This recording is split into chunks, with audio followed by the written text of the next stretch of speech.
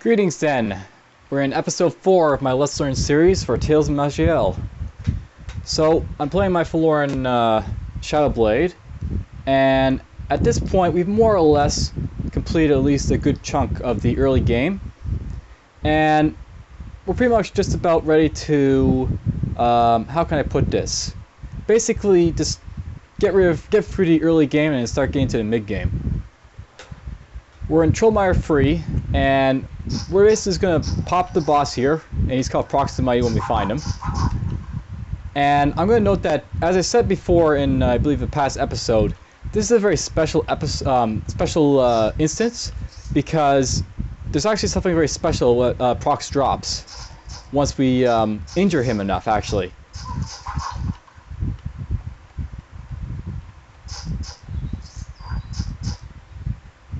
Oop. Well, I just got really lucky there. So there's a skeleton warrior, and he actually tried to do the stunning blow on me that I was talking about from the last episode. Luckily he missed, but that could have been very bad if he hit me.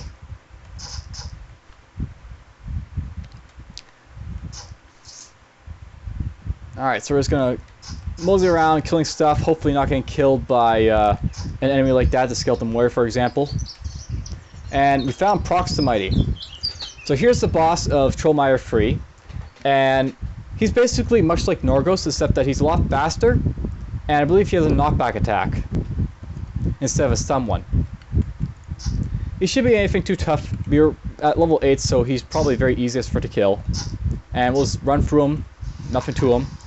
And he actually dropped the Lucky Halfling Foot, which might be very useful, the Feather Steel Amulet, which is very useful, and Hidden Treasure. So the way to the treasure is to the east, but beware, death probably awaits there. And this is a very stern warning that you should take note of if you're a lower level. So you get the last piece of the Tower Paper Scrap, and you get a note of the plan of the region. And before we do anything, I'm just going to look at my stuff here. So we have this current amulet right here, but we just picked up the Feather Steel Amulet. I consider this probably the best early game amulet you can find because it reduces your fatigue by 20% and increases your movement speed and increments by 20 each. It also lets you avoid pressure trap type traps, but those are really, what can I say about pressure traps? They're not really that much of an issue to begin with. We also got Prox's Lucky Halfling Foot, which we'll happily put over our current pickaxe there. And we found some other stuff, which, whatever. It's stuff to sell. So we're just going to pack all this, and you'll note that I have a little bit more encumbers because I'm wearing the Feather Steel Amulet. I'm actually able to carry both these damn heavy things here. Only unfortunate thing is that I really don't have a lot of space left to keep carrying anything else. But if I want to, and I think I will, we'll just backtrack out to the instance. We'll go to Durf, sell off this stuff, make some little money, and we'll press on to the secret area in Trollmire. I'm going to note, by the way, at this point we have lots of money. We're actually up to 251 gold. And there is a real reason I'm trying to build up as much gold as possible. And it's just to try and even out my equipment. Like, as you look at my equipment right now, you'll notice that I do have a few weaknesses. Like, as I said, we have that dagger, you know, the first one we found. It's not really that great. We have the unerring scalpel here, which is great, but this one certainly isn't. And we need to replace it with something better sooner or later, if we want to progress really well in this game. To quote myself again, the best defense is a strong offense. And Shadowblades can certainly get a strong offense once they invest enough talents and have good equipment for it. I'll know we're going to keep this iron pickaxe, by the way, because it's a digger implement and we don't have one.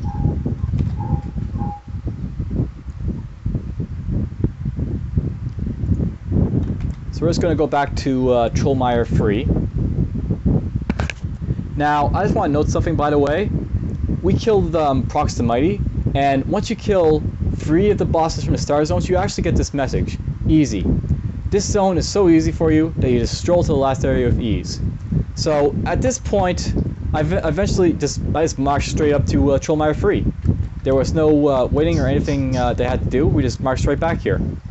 This is a feature that is apparent with the Star Dungeons, and it's sort of done so that you can just jump straight to the boss if you want to.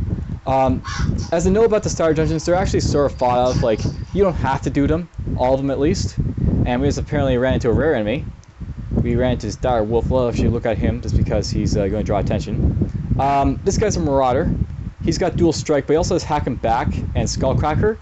So this guy is basically another rogue type of class, but he's more of a warrior type of rogue, and he can be quite dangerous if you're not careful. For this guy, I actually want to go up, and what's going to happen here, I'm actually going to wait for this guy to move 2 spaces because he's a wolf.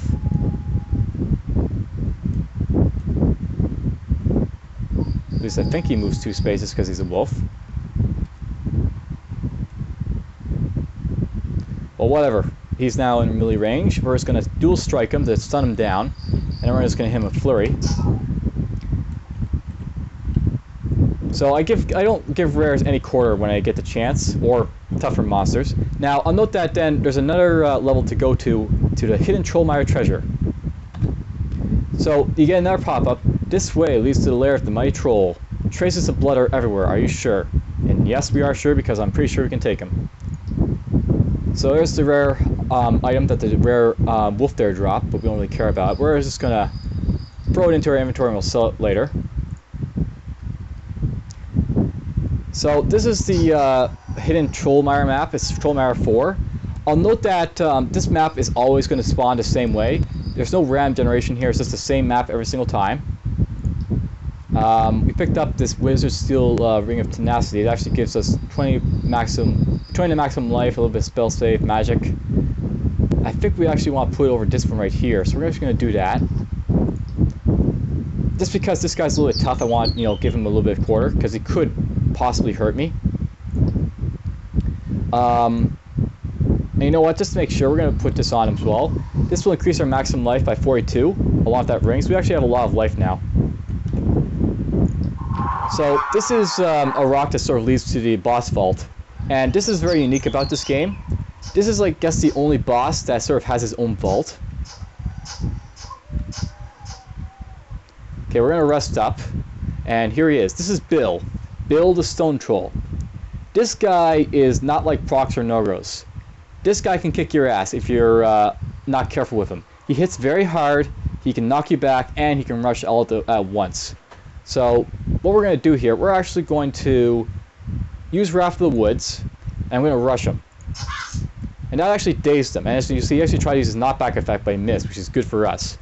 Next thing we're going to do, we're going to dual strike him. And the purpose for dazing and dual striking or stunning and all that stuff is just to keep him detrimentally affected so that he wouldn't be able to hurt us as badly. We're just going to flurry him next, and then we're just going to keep wailing on him with our melee attacks. And he has been defeated. So he wasn't too tough, but if you come here at a too low level, or if you don't deal with him right, then you can have a lot of difficulty with him. Alright, what am I doing then? I believe I said I was going to get this up to 28. And one of the reasons for doing it is so I can get access to Piercing Sight here. I actually want to put 1 point in there for now.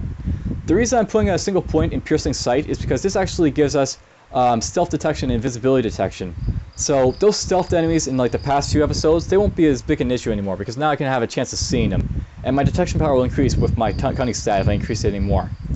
So that's now at 28. I'm actually kind of content leaving it there. The next thing I actually want to do, now that this is up like to 3 of 5, you'll notice that the diminishing returns are really kicking in. I do want to eventually max out dual weapon training, but we're actually going to start aiming toward getting Shadow Field next. This actually is a talent that I can invest now once I invest 2 more points into Shadow Cunning and Shadow Feed for it. So we're going to go after Shadow Cunning, and that will give us a bonus of spell power equal to 22% of our Cunning. So this gives us a bonus to our spell power, which is very useful once we actually start getting spells online. And then once we get this, we can actually recharge our mana. And once I can recharge my mana, I can turn back on Shadow Combat, which I turned off before. And finally for stats, we'll drop a couple more into Phase Door. And eventually, once I get that up to 20, we'll start to invest in either 5 of 5 Phase Door or Teleport. Maybe in that order, maybe in the other order, we'll see. We got some Sludge Grip gloves from him. That's actually a very good, useful item to use early on. I'm gonna keep the strength item here, but for now we're gonna put this on because it gives us poison immunity. One of the bosses we'll soon be fighting that I suggest you fight regardless is going to be quite detrimental with its poisons, and this will help us counterbalance that quite a bit.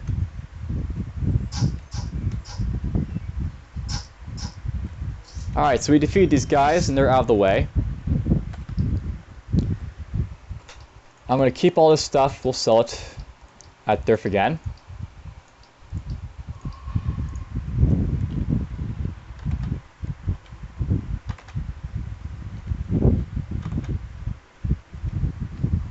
You can use a Rod Recall just as I've said before, but I just prefer doing it that way because it's a very small instance, these star dungeons.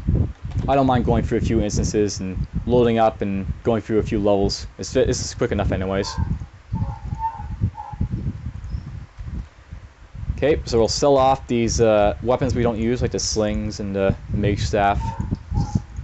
I'll note, by the way, that you can use slings if you want to, and maybe I'll show you how you can use that on the Shadow Blade. We'll just do it later. And did I forget to put this on? Did I forget to put that ring on?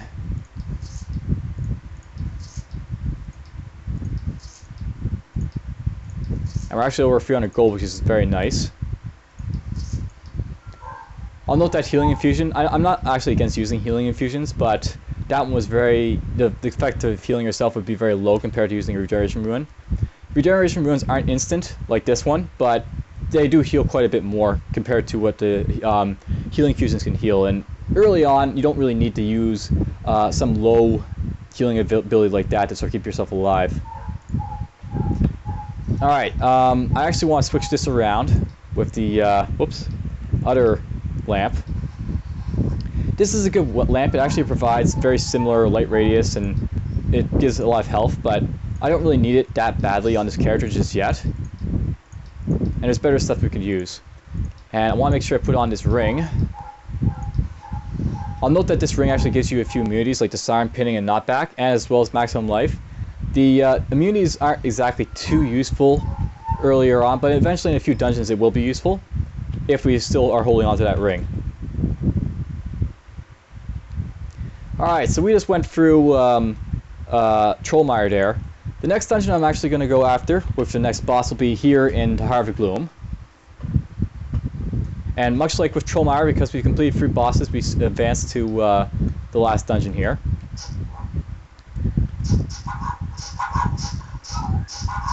And luckily for us, yet again, we didn't land in the middle of the room with the random number generation, putting a staircase nice in the far room over here. Now, the boss of this instance is really what I consider to be the most difficult boss that you can fight early on. He's a doomed enemy that has called shadows, and on top of that effect, he can like do other stuff like blindside, which is also, you know, common to all the other guys in here.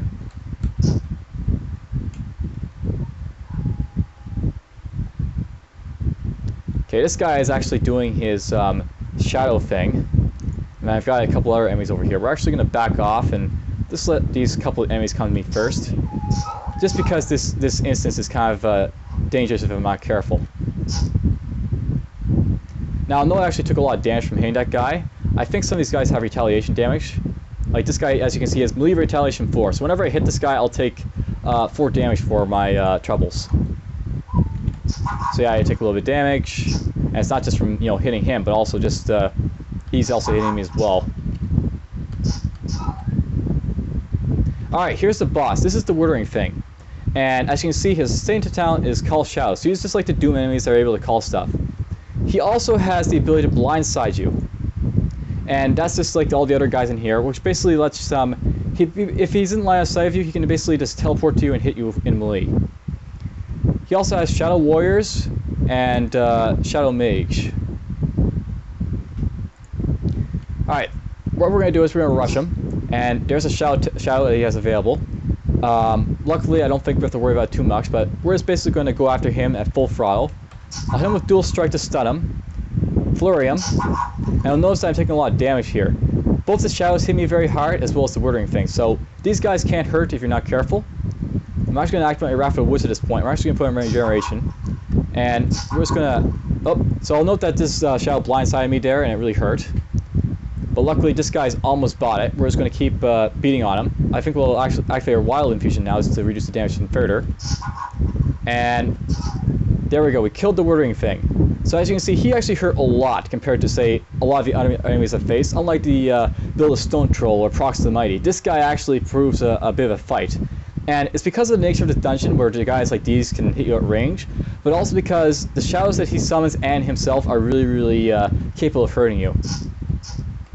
And as soon as we get it off, we get a lot better. We also picked up the Withering Orbs, which is very nice. The Withering Orbs is a very powerful amulet, much like the Therasteel amulet, that will let us see stealth and see invisibility, but also let us blind fight. Blind fight is a very special modifier. It basically lets you hit unseen targets without any penalties. So if there's a stealth enemy in front of me and I want to hit it, I don't have to worry about his stealth making it harder for me to hit him. I also picked up this wild infusion, don't really care about it, but I looked at it just to make sure it wasn't necessarily a good one. Okay, we're just going to grab all that. And we're going to go after this Venus flytrap that's hit me a couple times now. So to the northwest we got this guy, and of course he poisoned us, or something poisoned us. That's going to hit us for quite a bit of damage, but we'll remove it with Infusion Wild. Okay, he spit poison at us, that guy. I'll note that this is an effect I really hate in this dungeon. It's called Agony. You can actually suffer a lot of damage from it, along with all the other stuff that's going to be happening to you.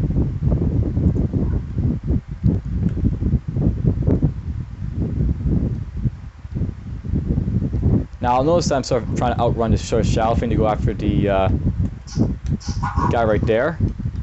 You can actually outrun this this pinning shadow if you're able to navigate around it. It's just very difficult in this dungeon because usually you're in a corridor like this fighting stuff, trying to survive. Now I'll note that if you come in here and you feel that you're spawning in the middle of the room and the wearing thing's there and everything else is there, it's actually might be preferable that you just wait this dungeon out and come back later. This is one of those dungeons that you really have to sort of take it by the ear. If it looks like it's going to be dangerous, you should probably just pull out and come back later. So that's it for the Harrog Gloom. Wasn't too tough, but as I said, that guy did hurt us quite a bit when we fought him, due to his shadows and due to himself.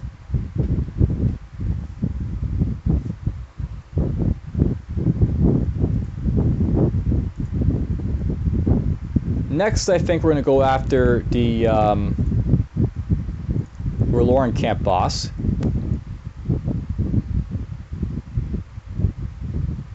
And we stroll right to the end. Now, you'll notice that unlike the initial two instances that were in here, this is not it's not. There's no like grass or structures or anything like that. This, as you can see, looks very much like Kor'pul, and this will be the same regardless of what the spawn for the Rhaloran Camp will look like. And I'll notice that this guy actually lightning up there. He's actually fighting something else, so we're actually going to take advantage of it and go after him. He's actually fighting this guy over here, the giant brown ant, I think. We're just going to kill him and be done with him. So, as I said, these guys will fight the enemies in the enemies faction if they see him. And in this case, we actually saw him actually doing so because we were able to see it. There's guys from the enemies faction and the Rhaloran faction next to each other at the entrance. And I'll note that we just picked up a good regeneration infusion, so we're going to look at that just because it might be useful. This is cooldown 16, dexterity scaling infusion. That might be useful to us. I just want to check this out first. Okay, that's nothing too great, so I won't worry about it too much. I forgot to sell stuff, but oh well. Okay, we have two regeneration infusions down here. I don't think I'll use it just because these ones are comparable to it, but more importantly, these ones don't have as long cooldown as it. I'll note that we just ran into a skeleton archer here. This is in our enemy type. This guy's actually one of the guys that I was hoping to find in Kor'pul. He's actually an example of an archer type of a character. This guy is not really a spellcaster, but he's deadly all the same because he has the ability to shoot you at range. Luckily, we caught him in a very good position to kill him. But he could have been a lot more detrimental to us if he was in a farther away position, much like the mages are. Okay, that guy hit us with bleeding there. We're just going to turn that off, do this, wait for him to get close, rush him, and kill him.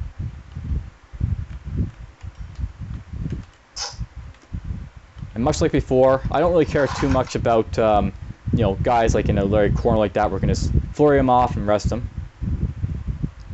This guy again hit us with a stone spell, so we'll wait for him to get close. He actually dazed us that time, which is kind of not good because I can't move and he's going to hit us again. But luckily, he stepped forward and most kill him like that.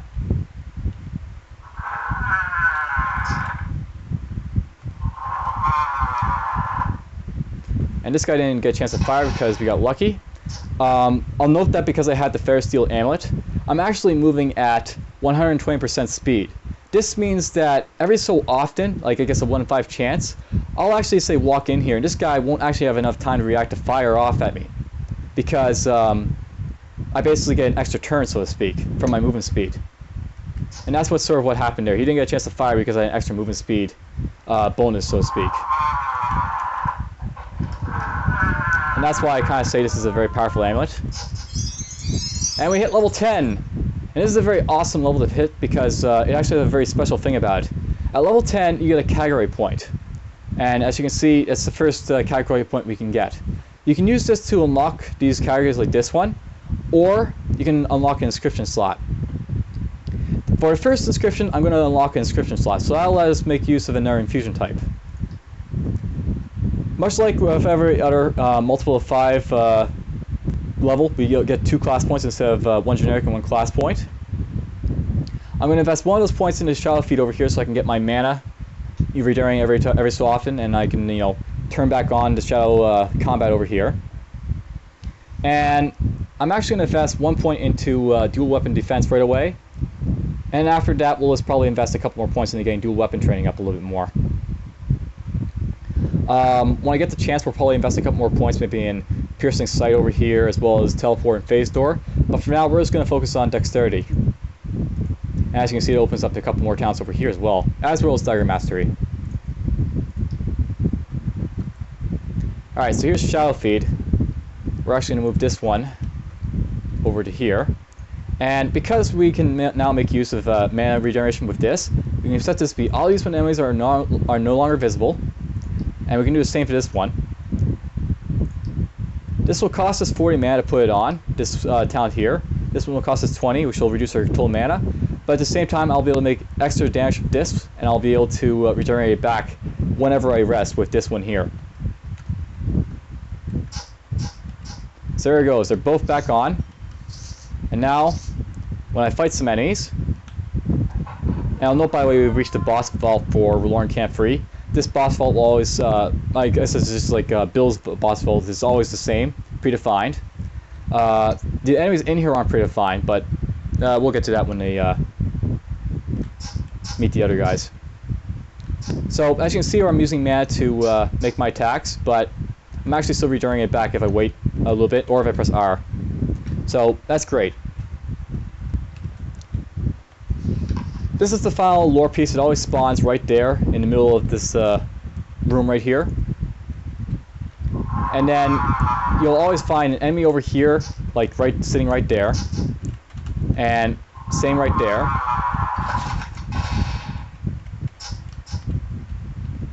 If you go to this room, you'll find 2 enemies, one over in this direction and one over in this direction. Or right in front of you, either or. And if you do it to the other side, it's the same thing. Now, these guys could be both mages, or you could have both fighters. It really is the trick of the RNG as to what you'll face. But this guy will always be the boss, and this is actually an Arcane Blade boss, much like the Arcane Blade we fought in the arena. However, unlike the guy in the arena, this one has Soul Rot. It can rush you. And it also has a Mana Search Ruin and Weapons Master, which we don't really care about too much. I'm going to rush this Rhaloran Inquisitor, Dual Weaponer, and Flurrier. She's taking a lot of damage, but we're actually just going to make sure we survive, just to make sure she doesn't have any tricks up her sleeve. And we'll just kill her and be done with it. And awesome. I'll note, by the way, she drops her own piece of lore, and she actually is actually referring to another NPC. that actually was the NPC that you visited in the Skitterling Caves. I also picked up Coarse Fall, which is awesome, and I'll show you what I'm going to do with that in a moment. But I'm actually going to just throw it into my inventory for sure. We picked up a Steel Ring of Clarity. And you know what? We're actually going to put that Steel Ring of Clarity on for now. We're actually going to be getting to the part of the game where Confusion Immunity will actually be very important to have. And we also have some other stuff in our transmogrification chest I may want to sell. We'll want to keep this. We'll sell this. I know you can transmogrify stuff if you know what you're transmogrifying in here, if you so wish to.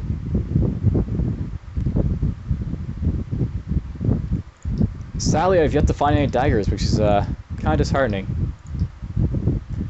And we'll pick up this one, and that'll be it. So we're at maximum increments. We'll have to sell those items and just transmogrify them for the little money we'll get for it, instead of just selling it to the shop.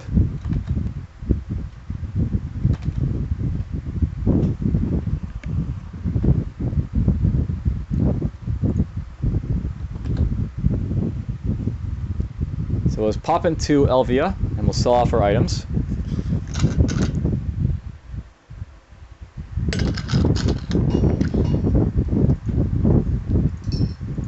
Now, let's see here. Is there anything in here that's decent again? No, there's nothing decent in there.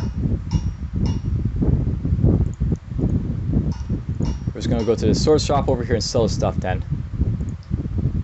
I'm going to keep this, and I'll show you what I'm going to do with it. So we'll just sell the rest of the stuff.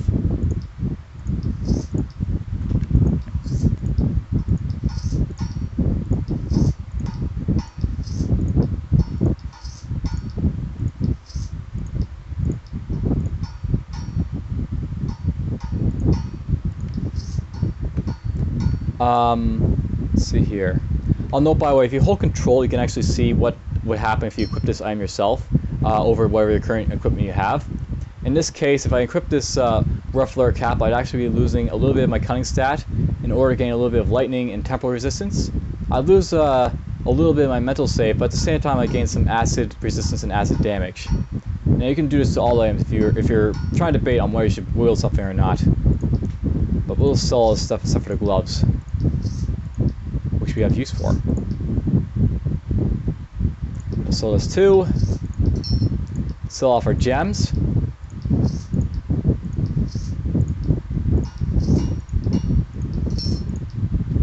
And I apparently picked this up, and I think we'll actually make use of it just to show you off something of note about infusions. So you know that I have 2 regeneration runes down here. It's worth knowing, if you actually want to try and equip a 3rd regeneration rune, you have too many of this type of inscription. You can only override an existing one. The old inscription will be lost. So you can't have more than 3 of the type of same inscription. I can't have any more than 3 regeneration runes, or infusions. So that one is, you know, as I said, I don't really think it'll be interesting to us. We'll just get rid of it. If I want to, however, I can put on this wild infusion right here. And you'll notice that I didn't get an option like to say replace another one. That's because I bought an inscription slot. So here's our 4th inscription slot used up right now. So I now have 2 wild infusions available and 2 regeneration runes. I'm going to replace one of these runes eventually later on. Probably, I'll probably replace this one just because it's got a longer cooldown. But we'll get to that when we get to that. Now, I picked up Coarse Fall, which is a staff. We're going to go up to this guy here. This guy, as you recall, was actually looking for an arcane-powered artifact. So here is an arcane-powered artifact. This is Coarse Fall, and then it's the staff. And as you can see, it's powered by arcane forces. This is probably going to be perhaps the first arcane force type of item you may find with the RNG. It's a low-level, tier 1 type of arcane artifact, and you can give it to him. And he'll say, let me examine it. Oh yes, my friend, this is indeed a powerful artifact. And as a reward for letting you basically complete his quest, he tells you about the secret city of Angolwen. Angolwen is the city of mages, and this is a hidden city because they're trying to hide from the world because, you know, people hate magic. This is the hidden city of magic.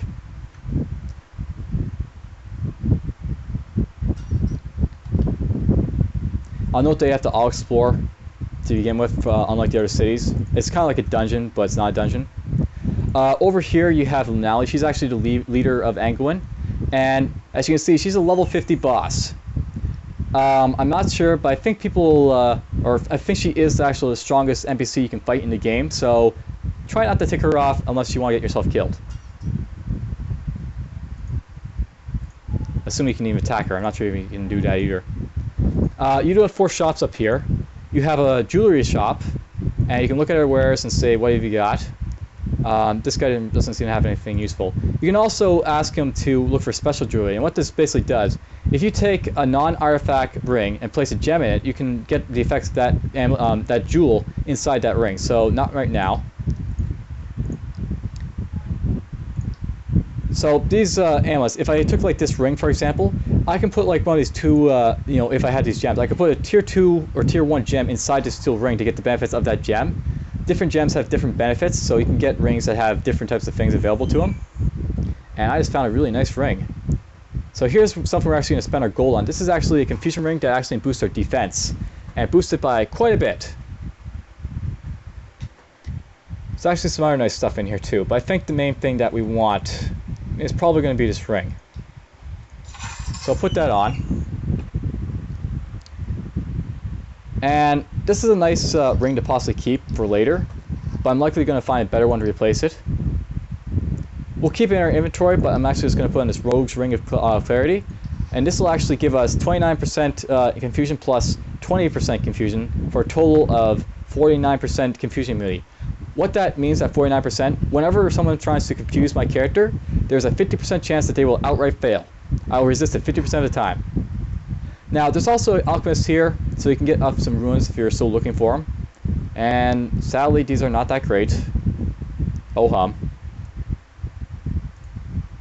There's also this library, and this is a ruin shop. This is one of the few instances where you'll find a ruin and a infusion shop next to each other. And unlike before, this is actually kind of decent. We have 2 Biting Gale ruins in here. Biting Gale ruins are an offensive type ruin. They do damage, but they have, as you can see from the description right there, the storm will soak enemies and reduce their resistance to stuns by 50%. Then attempt to freeze them. So this is a very powerful ruin. It's powerful because it can potentially freeze enemies so that they can't react. You'll see freezing in a moment, probably. And at the same time, they'll have their stun resistance removed. So if they're going to be resisting to my dual strike, for example, I could use this Biting Gale ruin and hit them with dual strike for a higher chance to stun them later on in the game. There's also a couple other runes like this invisibility runes right here. We won't really worry about those, but they're worth showing off. Also note there's a couple bit of lore here if you're looking for a bit more lore about the game. There's also a staff shop here, and I want to note something about this staff shop. If you're looking for staff training, this is where you'll get it, and you can basically pick up some proficiency in spell stave combat. We don't really need it on this character. We're obviously not using staves, we're using daggers, but there's an option if you want to do that for other type of characters they may be playing. Now, I will note at this point that I do actually have a pickaxe. I picked it up randomly, but if you're at this point, if you don't have a pickaxe, here's what you should probably do. And I'll note, by the way, if you're playing a character that's not arcane powered, there'd be a town right here called Zigger, and this is the home of the anti-magic faction. But since I'm an arcane character, it's not there. We're gonna go over here, and in this general area, it's just above this town called Last Hope here. You'll get sometimes this instance that pops up, the half-dead Lumberjack. He basically says, "Please, you must help. It is slaughtering everybody in my village." So he's asking for help to stop something that's slaughtering his villagemen. So we'll go there and see what's going on. The beast within. And he wants you to go to that town right there, but the beast within. You met a half-mad lumberjack fleeing a small village, rambling about an untold horror lurking there, slaughtering people. So here's a small lumberjack village, and we basically come in. You hear screaming not too far from you. And as you walk in here, you're going to notice something. You're going to see text like this: a lumberjack falls to the ground dead. So what's going on? What's killing these lumberjacks? And why is that guy moving? And why is that guy dying?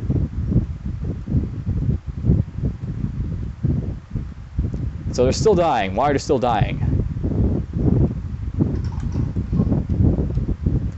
So here's the boss of this instance, and this is the only enemy in this area. This is Ben Crufter the Cursed. This guy is a cursed boss, and basically he has talents such as blindside, much as like the guys that were in the Harrog Gloom. He can blindside me and just hit me whenever he wants. He also has Dismay, Dominate, Gloom, Reckless Charge, Slash, Unnatural Body, and Weakness. So this guy's very strong. He has very powerful crowd control type effects, and at the same time he has some very strong resistances as well. If I actually look at his unnatural body by hovering over it, you'll see that he has your body's strength is fed with hatred. This causes most forms of healing to be between, they're less effective on him.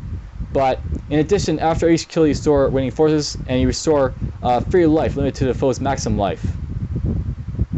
So basically, this is a very powerful ability that he has, but luckily for us, he's not actually that too strong when we're at the same level as him. So we're just going to rush him. We're going to hit him with stun. And I'm going to note that this little debuff I've had from here. This guy has a Gloom aura, and what the Gloom aura does is that it basically debuffs anyone who's in the aura who's not friendly with this guy. As you can see, Gloom weakness. The Gloom reduces damage the target inflicts by 22%. So the effect is random, but in this case we're actually getting our damage reduced when we're attacking this guy.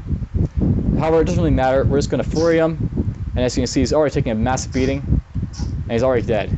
So Ben lies, defeat at your feet. Thank you for saving me from the curse. I did not want to do for this. And then he dies. Now, when you beat him, you get an achievement, and you also unlock the curse class. Unlocking the curse class is very easy. Just kill that guy and you're done. And you'll also get pickaxe. So if you're looking for a pickaxe still, here it is. Once an iron pickaxe will be given to you once you defeat this guy. And you also get a little bit of money as well. You can pick up his items. Maybe they might be useful, maybe they might not be. In this case, this is an Arcane Disrupting Force item.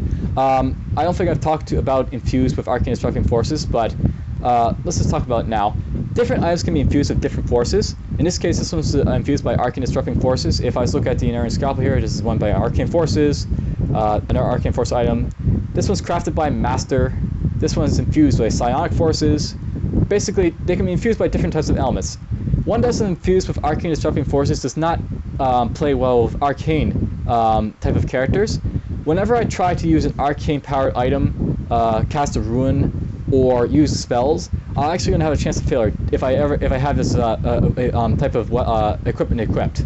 So if you see an Arcane Disrupting Forces and you're playing with any sort of magic on your character, do not equip these. It will hurt your character's chances to successfully perform those actions, which could result in a death if you're relying on those to survive.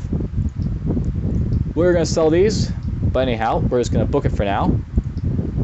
I'll note that we got this axe here. It's more or less just an improved axe over our current one, so we'll probably sell this old one when we get to it. I'll note, by the way, if you want to, you can explore this instance. There's nothing here other than lumberjacks. You could kill lumberjacks if you want to, but we'll leave them alone.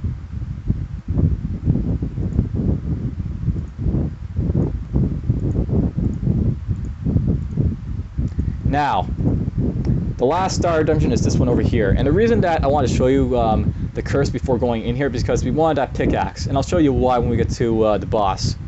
So, much like the other zones, we stroll right to the end. There's the boss vault, much like the Rhaloran Camp. This guy spawns in his own special vault. We're going to basically kill everything else before going after him, so we'll kill the skeleton, and then we'll kill everything out here. I'm going to kill everything because I'm so close to leveling, and I might be able to get a level before I go after him.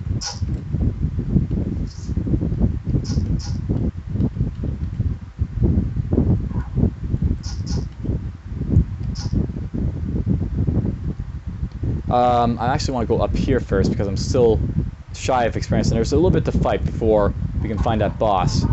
Hey, look, there's an archer. So this is the skeleton archer in his actual natural habitat.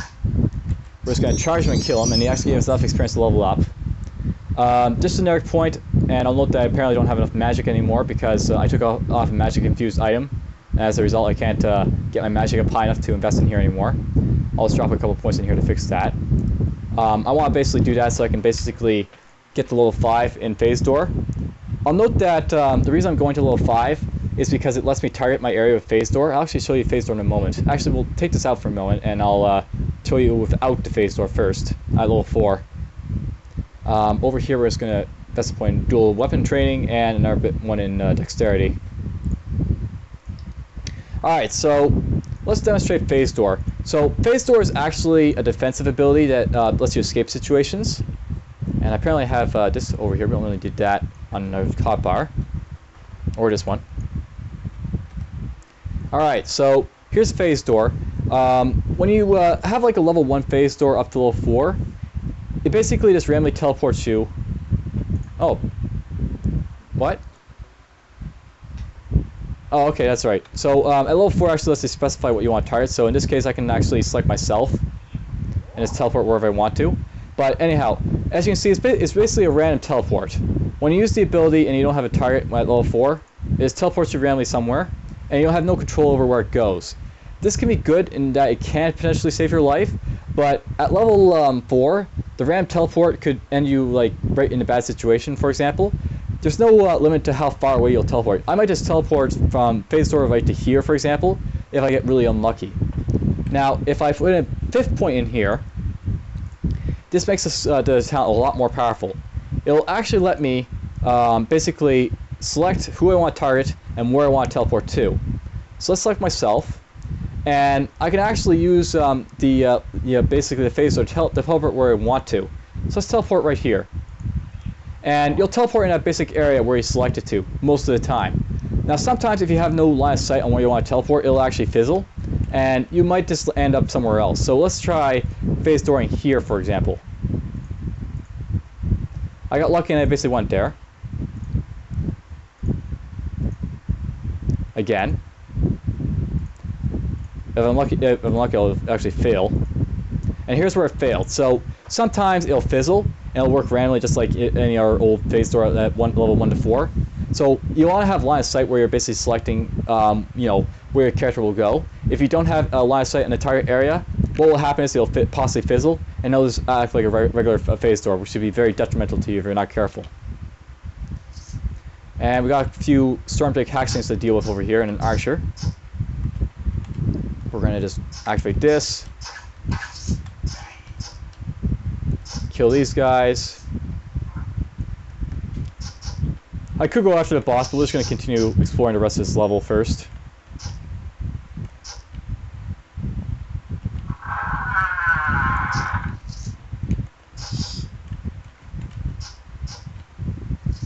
And we are done.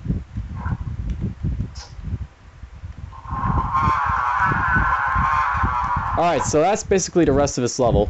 Now we're going to enter the boss vault.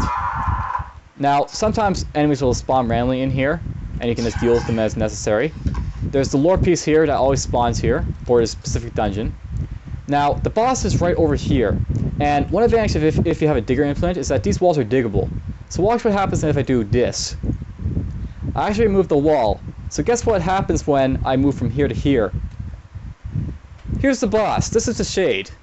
He's considered to be, by a lot of players, the most difficult boss in the early dungeons because he has the ability to freeze you, and he also has a lot of dangerous spells. Now, if you do like what I just did here, is dig right here, he is nowhere near dangerous at all. He's just a spellcaster that you're really close to. We're going to rush him, and that actually dazed him, and we're just going to treat him like the other bosses, and just make short work of him. He can still cast some spells if he has them available, and as you can see, he can cast Manifest like the other skeletons. We're actually going to just activate this, and we'll activate this one. We'll heal up a little bit, make sure it doesn't kill us, and let's rip him apart. And he dropped the Tooth of the Mouth, which is another digger implement, and Surefire Bow. The Tooth of the Mouth is actually a very powerful item. It gives us a little bit of armor penetration, which lets us penetrate armor, but also lets us do 15 additional blight damage when we hit stuff. And that'll probably be very useful for us to use early on over Prox's Halfling Foot. I won't get rid of Prox's Halfling Foot because I might use it over the Tooth of the Mouth later on, but for now we're just going to focus on using this. And the rest of the stuff we're just going to throw in our inventory for selling.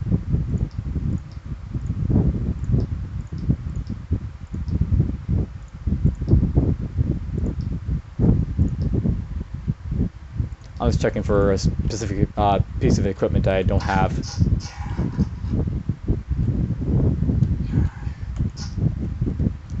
Alright, we just found something very special.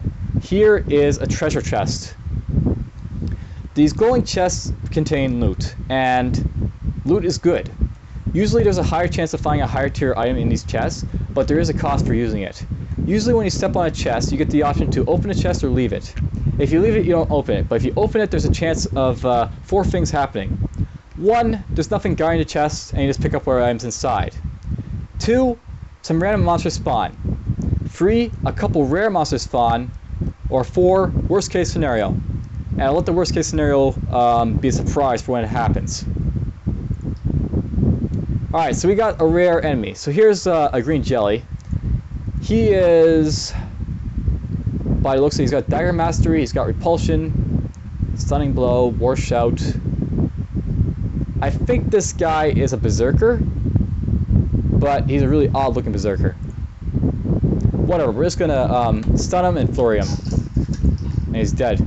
Now, the item that we got was actually a very special item. This is an orange item, and these are basically called random artifacts. They're kind of like these orange ones, or these yellow ones like here, but unlike these like yellow ones which are fixed, they're always going to be the same every single time you find them. These ones are random. In this case, we found ourselves a random artifact shield, and the stats on it are usually going to be very good. As you can see, you'll have a whole lot of options there, but it's random as to what it could do. It could be useful, and you want to use it, or it could be completely crap. We don't use shields, so it doesn't really matter, but if that is a shield, if we were a shield user, this would probably be a good find for us, just because this is a tier 3 item and it has a whole lot of stuff on it. Alright, so that's it for all the starter dungeons.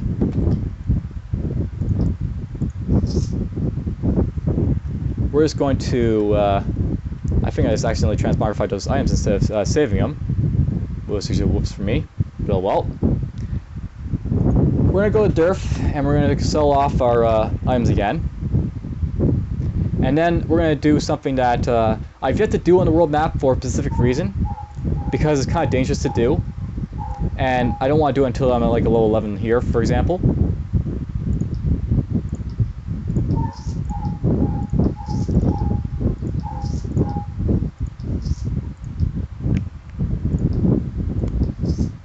Sell all this stuff, we'll keep that.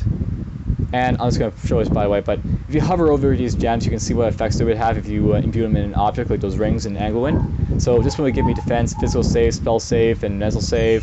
That would give me light radius and information radius. And this one would give me armor and change resistance all. So those are some of the effects that might happen if you put these in a ring. We'll sell this. We'll sell this, because we have the Tooth of Mouth, which is a digger implement. We're going to sell the arcane infused item because it's obviously useless to us.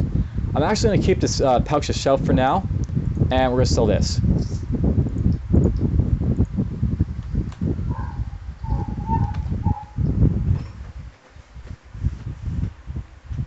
Alright, so we are on the world map. We've cleared all the starter dungeons. Now, something I've yet to do, because it's kind of very dangerous to do before I guess you're at a decent level like 11 here. Press Z and you'll all-explore the world map. And unless there's something like a secret patrol in the way, you'll just keep going until you basically explore everything. Here's an instance that we could visit out here, which we'll probably do very soon. Now, here's why it's dangerous. This is an encounter. An encounter is basically a one-time quest that'll pop up that you can choose to do or not. This specific one you actually do want to do, but you want to do it at a later level like 11 here. So we're going to enter the tunnels, and I'm going to show you what this is all about. So what this happens is basically it's just a one-way in type of quest. You have to complete this quest, or else you cannot complete it. So this is do or die, so to speak. It's not too bad though, but you have to watch out for stuff like this rare enemy, for example. Let's see what this guy is. He's got icy claw, icy skin. So this guy is a wormic type of class with thief type abilities. So we're just going to rush him, and we're going to dual strike him, and then we're going to finish him off. But anyhow, the stuff in here, and I'll note that we just passed a trap right there. I'll look at that in a moment. So yeah, we're fighting thieves in here, and they're very high damage guys. There's also chests in here, which is definitely worth coming in here for example. Here's a cut purse, and you'll notice that these guys are all around at the same level as me, and they all have the ability to do like these poison type abilities, which as you can see can hurt. This one doesn't do a whole lot of nature damage by itself, but decreases healing that I can do on myself. Other poisons can do a lot of damage in here. And of course, sometimes you'll find guys that are rares. Here's a level 10 guy. There's another trap. Alright, so we're going to go look at these traps. So this is actually called a summoning alarm. These are very special traps, and you only find traps in very special areas, like say this area right here. What these do, when you step on them, they'll actually summon some guys. In this case, we had a couple of cupbearers spawn and an assassin. Okay, we're going to basically flurry down the assassin to kill him instantly, and then we'll deal with these other guys. Now, I'll note, by the way, that if you step on a summoning alarm, you'll actually get experience for the guys you kill. So we'll actually have a 52% experience here. I actually got disarmed, but actually you have to cure that.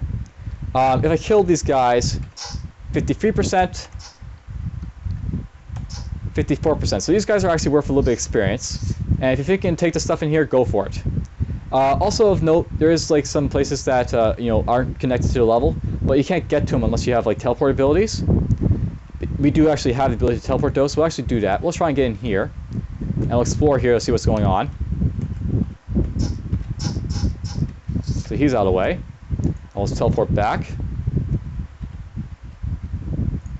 And then of course there's a chest up here. And it's going to make sure there's nothing else. Yep, there's a place right there to explore, why not?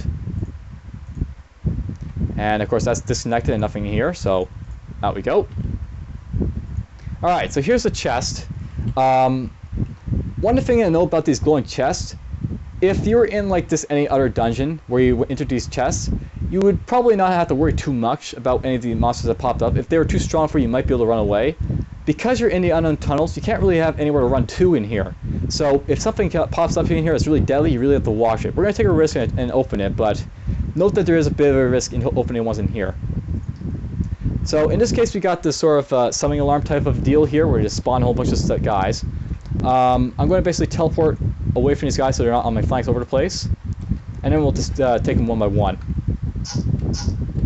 Note that these guys are using stealth, but because I have 1 point in here, I'm actually detecting them a little bit better than usual. Sometimes. Honestly, sometimes I'm not detecting them. And I'll note that the item that we got from here was this crap. It's just basically money by the looks of it. So it was pretty much just a crap item to find. And what was that?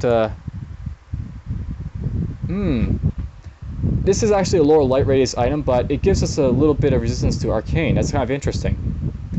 But I think we actually prefer the extra light radius, so we won't worry about it. The thing about light radius, I don't think I've said it yet, but what light radius does, by the way, let's say I go here. I have a light radius of 5, so I can see 1, 2, 3, 4, 5 tiles away.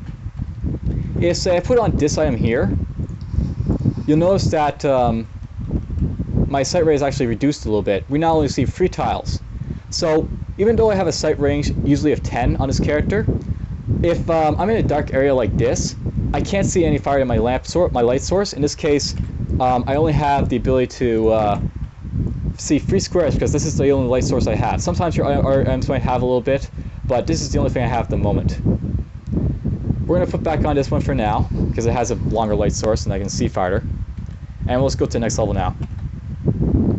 So this is the second instance of the Unknown Tunnels. It'll always be a predefined instance like this with 4 rooms and these guys like this. Here's a couple of like basically these bandits here. These guys are neutral to you. They're basically part of the assassin lair. But once you do something that's hostile to them, they won't be too kindly to you. There's also some summoning alarms in here, so watch out. If you trigger these, you'll get some guys that'll go hostile to you and they won't be fun. Especially if these guys decide to interact with you in the result. Alright, I'll note by the way there's a couple Shadow Blades in here as well. As you can see, there's a Shadow Blade hidden. I actually see him, even though it's not showing on the screen there. So here's a Shadow Blade. This is a standard monster you'll fight. He's just like you. He has Shadow Combat. He has Stealth. He's not something you want to deal with directly, but you do want to take him out. Now, this is the Assassin Lord. Before you stands a menacing man clothed in black. And basically he calls you intruder and he wonders why you kill his men. So you can say, I heard some cries here, man, blah blah. And it basically says, oh, so this is the part where I tell you my plan before you attack me. Get this intruder. So you basically have two options here. You can attack him, or you can try and work out a deal with him. Now, it is actually alright to work out a deal with this guy if you're a Shadow Blade, or a Rogue, or some other class that can benefit from siding with this guy. As a rule of thumb, though, you should probably attack him. So when you attack him, he goes hostile, and so does his friends. So here's the boss of this instance. This is the Assassin Lord, and he is a Shadow Blade with rogue talents. The things you want to watch out for is the fact that he does have very powerful poisons, but he also has ambuscade, he has access to Shadow Veil, he has a whole slew of powerful talents that he could use to decimate you. He also has his friends, which you have to worry about as well. So first things first, we're going to activate Wrath of the Woods, and I'm going to do Dual Strike on to stun him. And as you can see, a Shadow Blade is starting to come up towards us, trying to take us out. But we're going to concentrate on killing this guy because he's the main threat here. And if we take him out fast enough, then these guys hopefully won't be too much of a bother. We're going to flurry him next. And then, as you can see, he's taken down over at least half his health. I'll hit him again. And I'll note that this Shadow Blade is now on top of me. We're actually going to hit this Shadow Blade with Dirty Fighting. And the reason for doing this is that it actually stuns him, so he's going to do less damage on us. And then I can just keep focusing on this guy while I eventually kill him. Now, other players will sometimes opt for different strategies in here. For example, you can attack these bandits over here and that automatically trigger all these guys hostile. And if you take these bandits out and these other guys that follow soon, you will probably have an easier time because you'll basically not have to deal with all these guys at once sometimes. I like doing it this way though because this guy is the main threat here, and he's probably much more dangerous than all these other guys combined. So we're just going to keep banging on this guy, and he's actually dead. So that's it for him. Now, I want to be very careful of this trap right here because that was some more guys. I also have to note that I have a couple detrimental effects on me. We're actually going to use a Wild Infusion at this point, and I'll remove one of those effects. So we got rid of the poison effects, so we'll take less damage. This guy, he's still stunned, but he's going to only be stunned for a little bit longer. We're actually going to move him down a little bit. And the reason for doing this is just that we're in range of him only now. This guy might come around, but as we can just keep moving like this. And apparently there's another summoning alarm, that's great. We're actually going to activate our regeneration rune because these guys, they could still hurt us. It's not like they're completely non-threatening, they can be dangerous. They're just not as dangerous as the Assassin Lord, which is why I went after him first. These guys, I'll just note that they have the ability to do something called Shadow Step, and they have the ability to do some other stuff as well. They have something called Shadow Leash, which can let them try to disarm your weapon. And they have, outside of Shadow Step, they have something called Shadow Ambush, which basically lets them reach out through the shadowy vines towards your target and pull them towards themselves. And this is a very dangerous talent that these guys have in particular. So we're just going to let these guys sort of pile on us one at one, if possible. And we'll just deal with them. Whoop! I'll note that we just got hit by an Infusion Sun. This actually blinded our character, and this is a detrimental effect that basically covers the screen in darkness. You basically can't see anything while this effect is on. You can try and cure it with a physical infusion, and I'll note, by the way, that we have two, so we're going to cure it no matter what. But this luminescence thing right here is also a detrimental effect that you might cure away, so if I click this, I actually cured the luminescent effect instead of the blind effect, so I'm still blinded. However, because we have two of these, I can get rid of that as well. So this guy blinded us here, and we're going to have to deal with him. And he's done. Now, if I want to, I can actually use all these things to get some experience. I mean, I might as well do it. Why not? We'll go after you, kill him, heal up again, go after this one. We actually spawn a Shadow Blade. He's actually level 14, so he's a lot stronger than the other guys. Much like the other guys, though, he has Shadow Combat, Shadow Leash, all the other lovely stuff that they had. We'll flurry him down, and he actually didn't die immediately, so we'll actually hit him again. We'll dual strike you and get rid of you. We'll just hit these, hit that, heal up, do this one. And we didn't actually get the guy I wanted to show off, but oh well. Maybe we'll get him next time in one of the other dungeons. I'm just going to briefly look around and see if there's any more of those summoning traps. There's sometimes multiple ones in here, and you can use them, as I said, to get more experience and level up if you want. Sometimes you can find chests in this floor as well, though unluckily for us there wasn't any.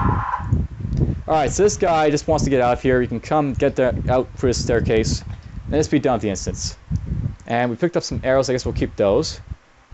I'm going to note, by the way, the stuff that you find in here is usually a lot higher tiered than most of the other stuff you'll find elsewhere. But nothing in here is really that good, so don't worry about it. Unless it's in a chest, then worry about it. Check to make sure it's not useless. And this is actually a good dagger to replace our other one with because it's tier 2. And it has the insidious poison effect on it. So we completed the trust trap, and as a result, this guy gave us some 8 gold and asked you to meet him in Last Hope, which is a town over here, which we saw briefly before I ran off elsewhere. So I'm just going to press Z again. We're just going to keep exploring the map until we find everything else. Hopefully avoiding these zebra trolls. As you can see, there's multiple of them over the place. Have to be careful of them. One here too.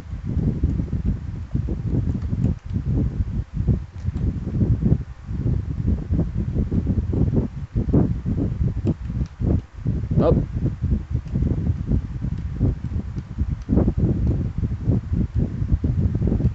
They're everywhere.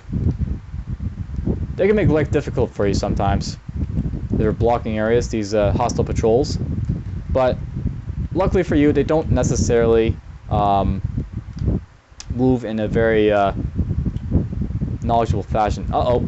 Alright, so this is a very bad place to be. We're actually next to 2 zebra patrols, and wherever I move, this guy's likely going to attack me, or this guy will attack me. So let's go this way, and we got lucky. This guy actually didn't get a chance to react because I have faster movement speed due to my Feather Steel Amulet. So we can move this way and actually avoid combat with that guy, which is cool.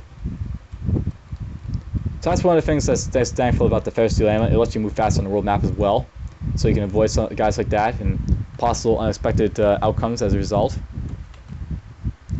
So we're just casually running around, seeing all the dungeons that are available for us initially.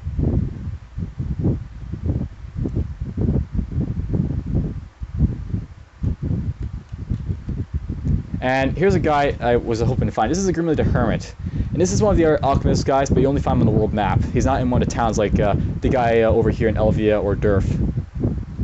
He yells at you because he's deaf, but if you can get by his caps lock text, you can get a few potions from him. Here's the Elixir of Explosive Force, which basically increases your chance to strike critically with your spells.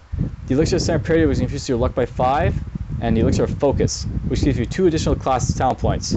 Now, the Elixir of Focus is actually the most powerful elixir here that you can possibly make from any of the alchemist potions available. So hopefully we'll get a good spawn on the ingredients we need for it, because they're random sometimes. And you might get a rich stinger like this guy here. He's actually asking for Pharaoh's Ash, an Orc Heart, and a Zoran Fragment. These are actually very easy to get, so I'm actually very happy about this. I'll be able to show you off this potion with great ease, I think. And we got this guy to deal with over there, so it's going to go this way.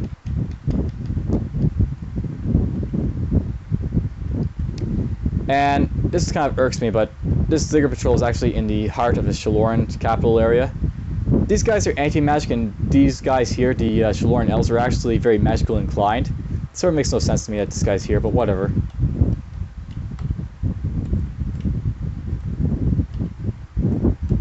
And yeah, he's just bothering us. We're not able to explore as we may want to because he's here. Alright, we've explored the map. There's nowhere else to explore. So we're going to go ahead over in this direction now. I'm going to note, by the way, there's these like green other guys that patrol around sometimes. These guys are friendly to you, and they actually have a very important role to play. They basically hunt down rogue adventure parties, and we've yet to see them, but when we do, I'll basically show you what their icon is and tell you a little bit about them when we see them. Alright, we're going to go to Last Hope now. And the reason we're going to Last Hope is because this town offers us the ability to train a few special talents. If you go to any of the shops, like say the Slingshot here, you can ask him to train you in martial training. And he can train you in the ability to use technique combat training, which you already have, or he can train you in the use of bows and slings, and you can learn the shoot talent for 8 gold. So we're going to learn the basic use of bows and slings, just so I can possibly show you that off in future. And we'll just basically be on our way. Now there's a whole lot of shops in here, and this is actually a primary shopping spot to shop in, but we'll worry about that when we actually have a need to actually start buying stuff from here. There's also this guy, Urfil. This is the guy that we actually rescued from the Assassin Lord, and this is his shop. He eventually offers you a suitable, powerful item later on in the game, but for now, he's just a basic shop that offers a lot of powerful items. And in this case, it actually is offering us the Burning Star, which is a powerful gem. And if you infuse this into a tier 3 ring or higher, you can actually get the ability to use it as like a vision ability, just to basically see your surroundings for free, monsters included. And he also offers a variety of other stuff as well. I don't think there's anything else in here that really interests us though. Well, this is actually kind of useful, but the other stuff in here probably isn't all that useful to us. So we're just going to sell off our stuff in here and just treat this guy as basically we're going to sell our stuff for now. And this is a Plague DOC. We're going to check that against my other dagger in a moment. Might be useful to check it against. And I'm going to keep this.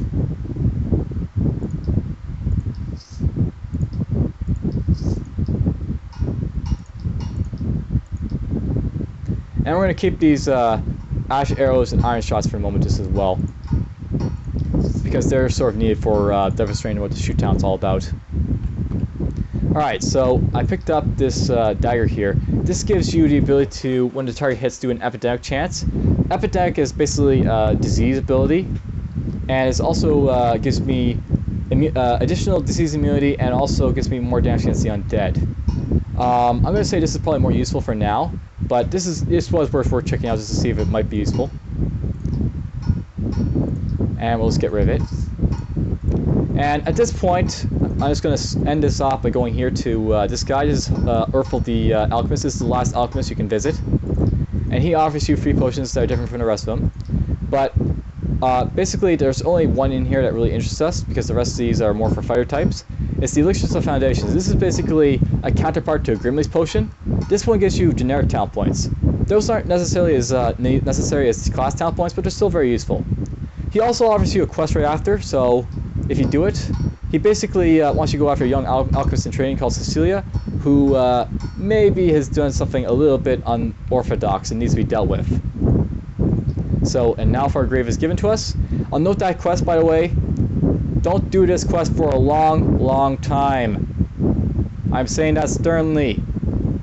Don't go there now. Alright, I think that's it for this episode. We basically finished off the early game. Next time, I'm basically going to tell you a little about developing the Shadow Combat, the Shadow Blade character, because at this point we've reached a very decent level, and it's probably about time I sort of told you about what the strategies are for building a Shadow Blade character, since we survived the early game. So take care for now.